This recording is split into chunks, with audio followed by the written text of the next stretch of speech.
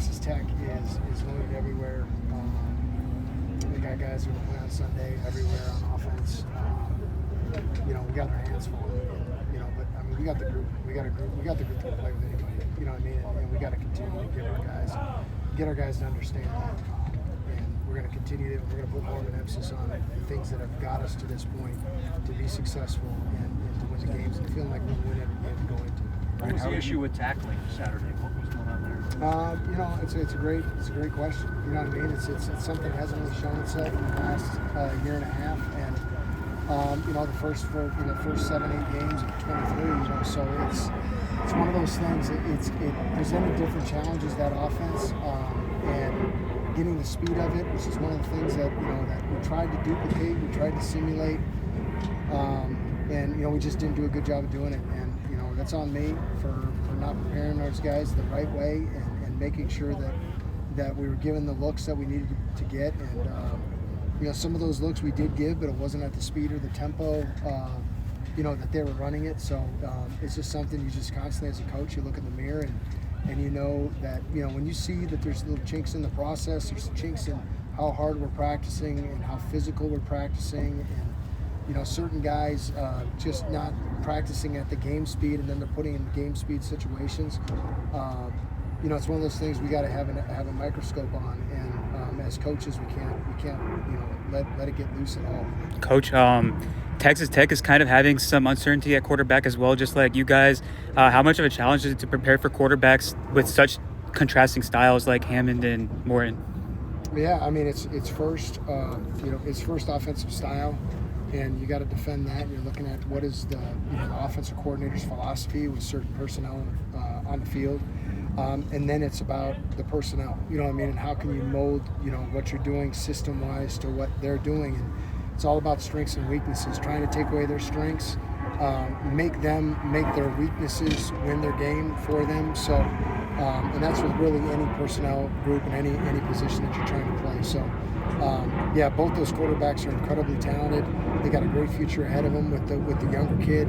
He's shown that he can play at a high level against good competition.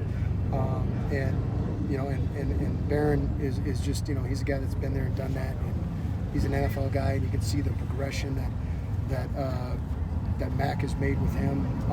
In the year that he's been with him, he's just playing a lot more confident, plays with a lot more moxie.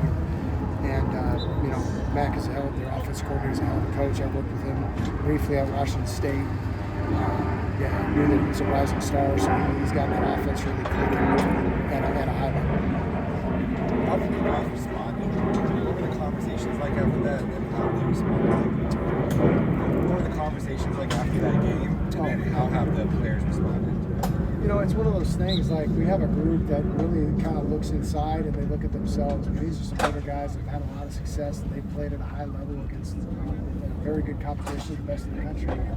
And we've been able to play, really, really well against those guys. And Utah did a great job, and it's one of those things you got to look at yourself. They're a great group because me and us coaches, we're taking responsibility for it, and those older guys, they're taking responsibility for it. So it's which us as coaches will never say that, because we're always going to be like, hey, we got to be aware. And that's what a good coach does. Like, okay, is there something going on off the field? Is there something going on that's distracting you? Is there something that we're not giving you a look as a coach? And having those relationships with the players and those conversations with the players in the routine of every week. That's what makes a good coach, and that's the thing that we got to own, as coaches, and to make sure that these things don't happen again, so we can continue to move towards improving, which is really the step that I thought we were going to take last week. I'm going to be judged on my judgment. I'm saying it's bad judgment. It's obviously a big jump up in talent pool that he's working with, but what carryover have you seen from offensive coordinator Mac Leftwich from when you guys faced him at Texas State last year? He's part of that air raid family, and here's the thing about Mac. He's got answers for everything. I'm just telling you, he does. He's a humble, just hard-working coach, and he's a guy that is going to study me, and he's going to remember our times going against each other in practice, and he's going to you know, and just like I'm going to do the same thing, you know what I mean? And some of the conversations we had when we were together for a short time at Wazoo, and now we've called a game against each other.